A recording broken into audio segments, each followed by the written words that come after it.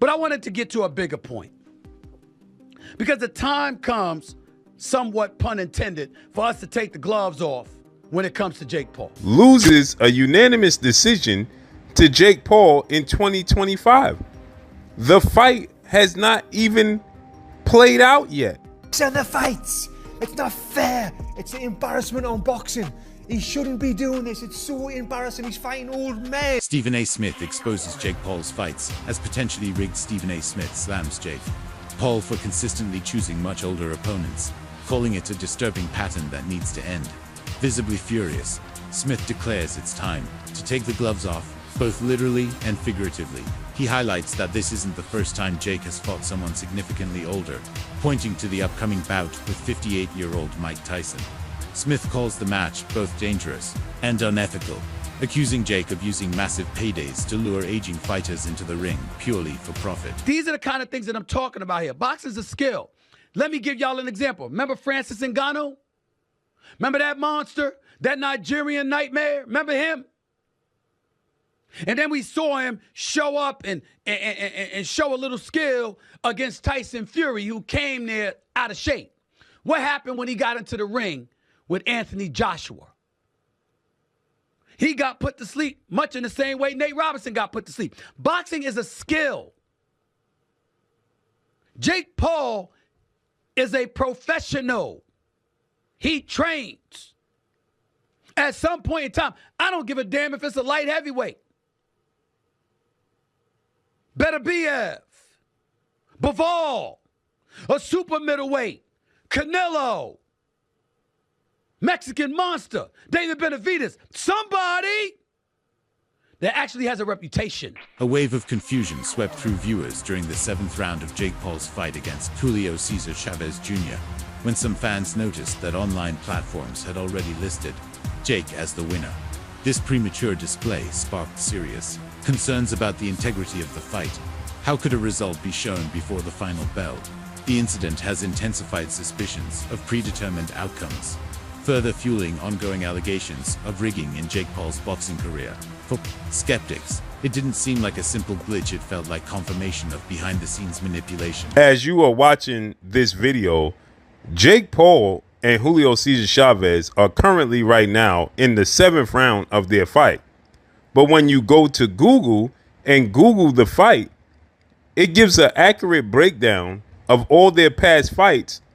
And then it comes to the current fight, and it says that Julio Cesar Chavez Jr. loses a unanimous decision to Jake Paul in 2025. The fight has not even played out yet.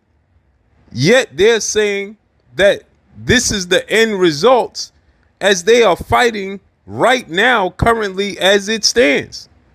This leans testament to the fact that people state that Jake Paul has his fights fixed. What's your thoughts on this? This is nasty work. Unbelievable. This is Google. Google it yourself. Peace. Many fans struggle to reconcile Julio Cesar Chavez Jr.'s oddly passive performance with the respected reputation he once held. Throughout most of the fight, he appeared unusually static, showing minimal aggression for a seasoned boxer. His lack of offense was especially noticeable, raising suspicions among viewers. In the final 2 rounds, when he finally threw a few punches, it seemed more like an attempt to save face than to win the bout. Some fans even began calling Jake fake Paul, suggesting he wasn't facing real opposition and implying the fight felt more like a staged performance than a legitimate sporting contest. Under 40 in 6 months. And he's been off the El Chapitos. He's been off the El Mayo Zambada up his nose. So he's probably more like 48 adjusted. A 48-year-old man. Okay. There's numerous angles here, right? Was he paid not to throw punches? That's possible. Is he just 48 in La Coca years? That's also possible.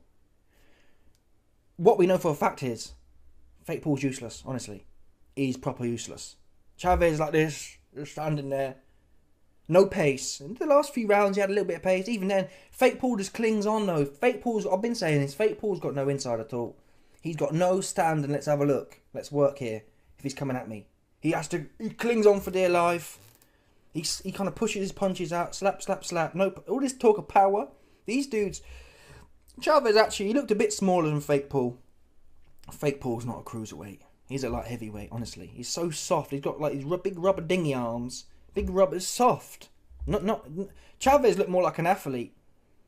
But that'll be on... Well, is Jake Paul going to fight anyone? They're already walking back the Zerdo situation. Oh, Zerdo don't sell. Well, we knew Zerdo didn't sell. People tweeting some fans still question the fight's legitimacy. Many viewers feel something wasn't right and continue discussing it online. Skeptics believe Julio Cesar Chavez Jr.'s lack of offense was suspicious, claiming the fight was rigged. As one_whisperer tweeted, Jake Paul fight clearly rigged. No way a real boxer sat there for 8 rounds, barely throwing a punch. But in the last 2 rounds he starts to really box and looked fresh as hell. Nah, you can't tell me nothing. He was told to lose this fight and in the end try and get the win. Mismatch fights involving stars like Jake Paul have become more frequent, attracting fans with spectacle rather than sport.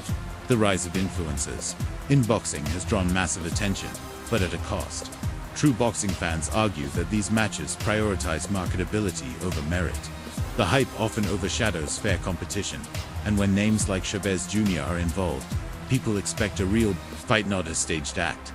Still, with more eyes watching, controversy continues to fuel this new form of entertainment. You felt like boxing's pretty rigged overall. Oh, yes, Rick, dude. I mean, so many politics, even with, MMA, man, there's so many politics. There's no more art anymore. It's just, let's get an influencer in there. I get it. It's like generating money because our attention span is so short. You look at clips now, it's like 7 seconds. I saw a dude slamming a lady the other day, and they were like, oh my God, that dude is... I'm like, well, what the do? I'm just going to pick somebody and slam them. Where's the whole video? And our attention span is just so small. So money talks, of course. Yeah, let's get an influencer in there who has no style, but it draws attention. It's just dumb to me. There's an alternative angle that has been heavily debated. Some argue this wasn't about a fix, but about money. Julio's dismal punch, counterly 13 throughout the entire fight, has been interpreted by some as evidence that he didn't bother to prepare. To them, it wasn't a rigged fight. It was an easy paycheck. Critics say Julio Sr. should have stepped in to protect the family legacy from what many are calling a public humiliation. Accepting the bout in that condition felt like cashing in at the cost of pride. Results, a couple of shocking results. I think that Jake Paul undercards and the promotional arm of his brand, I think, is the most fun part of what Jake Paul brings to boxing. Honestly, I think long term, I think that's what we can hold hope for. Because Jake's fights are, this one was borderline atrocious, and kind of the writing was on the wall. But I gotta admit, even I bought drank the Kool-Aid, and mainly I drank the Kool-Aid because Chavez Sr., who also is disgraceful for doing this, made me believe, and I think, this has been the problem with Chavez Jr. He's been enabled constantly by the media, the promoters, his family, all this other stuff. So he never really shows up prepared. He never cares and just shows up to get paid and basically steals the bag every single time. And he did it tonight again. The reason I actually thought this fight had a chance was because Chavez Sr. Guaranteed us that his son was motivated and was having a training camp. So as much of a Hall of Fame career as the father had, he's the con artist, I guess, must run in the family, because Junior's been a con artist his whole career, but at least he's been enabled through it, But now the father doing this, I mean, you knew already your son wasn't going to be ready. You put your own reputation on the line and sold us this crap. And then ultimately your son throws what most guys will throw in a round. He throws it through 10 rounds. It was actually kind of really insane. Jake Paul has pushed back strongly against the rumors, especially those surrounding his upcoming fight with Mike Tyson. He insists that these accusations are baseless and rooted in jealousy or fear of his success. According to him, critics label every major fight as rigged in order to downplay his efforts. Yet, with his opponents often being retired legends or inactive fighters, fans aren't buying the narrative. The Tyson fight, in particular, has sparked even more scrutiny due to Jake's history of controversial matchmaking. After I beat Mike Tyson, the amount of people saying this is rigged was crazy. They showed this clip of Mike Tyson going to swing at me with a left hook, and he stopped doing it, but saw I had my right hand up. So he would have swung like this, I catch it and shoot. he's leaning forward like I could have knocked him out. So that's why he stopped throwing it. And it's like they play this one clip and it has literally 50 million views on TikTok, but the average person doesn't understand boxing. Boxing coach and former Olympian Tony Jeff added his voice to the conversation, suggesting that people are quick to cry foul when they don't want to acknowledge Jake's wins. He pointed out that most of Jake's victories came against older or less competitive opponents. In that sense, Jeff wasn't exactly defending Jake's skills, but rather challenging the public's tendency to label every win as scripted. He emphasized that while the wins may not be against elite boxers, that doesn't automatically mean they were fake. You might be raging and saying, but he's fixing the fights. It's not fair. It's an embarrassment on boxing. He shouldn't be doing this. It's so embarrassing. He's fighting old men. Well, is it a fix? No, mate. It's not a fix. Is Julio Cesar Chavez past his best? Yes. Was Mike Tyson past his best? Absolutely, mate. Now, if you look at all of the great fighters, look at all of the records, and you can go on BoxRec and see this, you'll see that they are fighting either one of two people, either a person who's a journeyman who's coming in there just to lose and give the fighter their experience, or they'll be fighting someone who might have been a former champion who is now past it. And finding these right opponents is key for the development of any fighter, not just someone like Jake Paul, but any fighter. Now, with Jake, because he's got so much attention on him, people are seeing this. Whereas normally fighters are not even live on TV until they've had X amount of fights. If you look at someone like Floyd Mayweather, look what we fought in his 4th pro fight, or even his 10th pro fight. Some of these fights will not be on TV. And now Jake is on TV and he's fighting former world champions, which he's fought a few now. I think everyone should give him respect now as a fighter, fighting someone like that and putting so much pressure on himself as well. Now, do I think that fight and other fights was rigged? Absolutely not. I think that Jake is very smart. He's picking the right fights, but at the same time, he's developed as a very good fighter now. There's no denying that he is a very good fighter. Julio Cesar Chavez Jr., despite the backlash, maintains that he is not done with boxing. He insists this fight was just a bump in the road. But fans are skeptical. How can someone throw so few punches and still consider themselves an active competitor? His post-fight comments did little to reassure fans of his motivation or preparation. Critics believe his statement reflects a lack of accountability, and that his performance sent the wrong message to aspiring fighters who look up to him. What was difficult to do in the fight tonight that you wanted to do but you couldn't?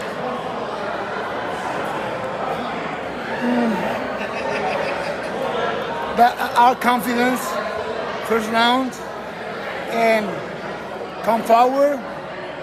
I think when I'm like back, it's not good for me. So if I'm fighting again, like I learn this.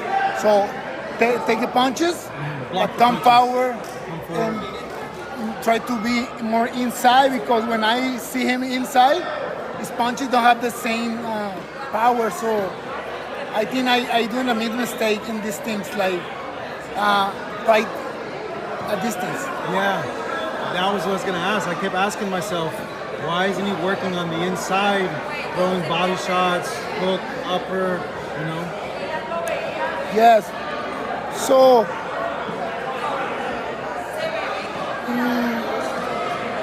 maybe more fights, a little more confidence. I need it, like more confidence. This bout with Julio isn't the first to be labeled scripted. Jake Paul has a history of arranging fights that feel more like entertainment spectacles than athletic contests. Fans have noticed a recurring pattern: aging opponents, easy wins, and maximum media coverage. The Tyson match has only intensified these beliefs, with some fans already calling it a promotional gimmick rather than a fair contest. While Jake has mastered the art of drawing attention, it has also made him a target for credibility issues. More important and quite serious news in the combat sports world. Mike Tyson versus Jake Paul, it's come out now. It was rigged. I can't believe it. You know, you have to question the validity of boxing these days when you can't trust two professionals to get in the ring and do their best against each other. And instead you find out Mike Tyson pulling his punches, not trying to hurt Jake Paul. Absolute disgrace. I thought better of them. Allegations about the Mike Tyson fight include disturbing claim scripts dictating how each fighter should behave in the ring, from controlled punches to choreographed moments. Some insiders suggested the fight had elements of a rehearsed event. Adding to the controversy, reports indicated that Tyson could be penalized financially if he knocked out Jake too early. Such clauses, if true, suggest the fight may have been set up to ensure Jake walked away without damage literally and figuratively. Y'all already know I'm mad about this fight. I really wasn't even going to talk about it because I already felt like it was a setup. But when Trick Daddy Dollars posted this on Instagram, it really just confirmed and solidified everything. So, Trick Daddy Dollars posted this on Instagram, and I'm going to read it to social media. So, it says the rules for the Mike Tyson versus Jake Paul fight are designed to favor Jake Paul. These include: the rules are extremely favorable to Jake Paul. The contract will incentivize Mike Tyson to lose and give Jake Paul an opportunity to choose himself as a winner. The first stipulation in the contract will punish Tyson for knocking out Jake because he is paid on a sliding scale per round. If Tyson knocks Jake out in the first round, he would receive no money. If he knocks him out in the second round, he would only make a small amount of cash. For Tyson to make the most money, he needs to survive all 8 rounds, which means avoiding knocking Jake Paul out. If the fight goes to a split decision, it favors Jake Paul because the judges have to be approved by Jake Paul. I'm gonna let y'all read that. This accusation has become almost a fixture in Jake Paul's career. Fans believe Jake compensates his opponents not just for showing up, but to make sure they don't outshine him. These claims aren't just speculation. They stem from consistently suspicious patterns, including low punch counts, no knockdowns, and bizarre fight endings.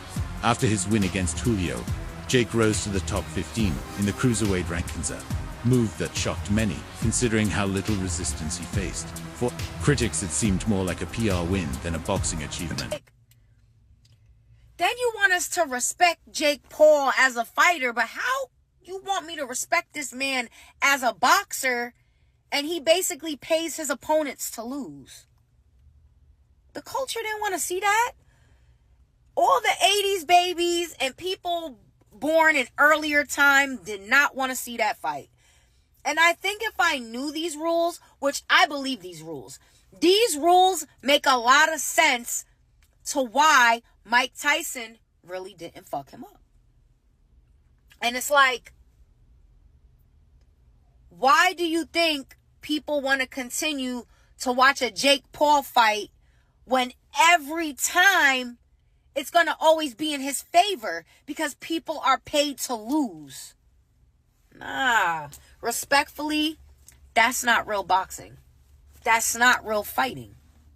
I'm sorry.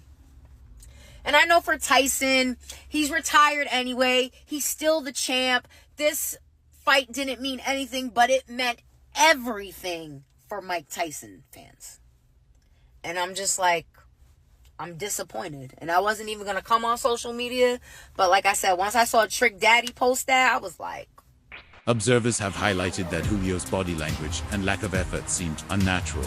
The 13 punches he did throw appeared soft, unfocused, and delayed it looked more like he was acting out a role than competing. And how was the event today? It was a lot of trash talk, that, him, you, him. These elements gave the impression of pre-planned sequences rather than spontaneous athletic performance. Whether coincidence or not, they continue to blur the line between sport and spectacle in Jake Paul's world. Well, some people and many believe that the fight wasn't scripted. Others just don't want to accept the reality that Jake has truly done great. His performance in the ring speaks for itself, and instead of giving him credit, they try to make excuses to downplay his achievements and hard work. Despite all the backlash, some like Adam Smith see Jake Paul's journey as groundbreaking. From YouTube star to headline boxer, his rise has been unconventional. While controversy follows him, Jake's ability to command attention and dominate fight discussions cannot be ignored. His transformation into a boxing brand is, in itself, a modern tale of influence, fame, and calculated business decisions. Whether fans view him as a fighter or a fraud, Jake Paul's story is now cemented in this era of crossover boxing. I mean, if he does, it's going to be one of the great stories of this generation, isn't it? They start off as YouTubers, as influencers. I love working with Logan Paul and KSI when we did that fight together. It was the sort of start of it. My kids love what they've done, the whole Misfits thing. Look, yeah, I love it. I mean, I'm a hardcore boxing fan, and that European title fight doesn't get any better. But Jake Paul has millions and millions of followers. That's it for today's video. Stay tuned until next time.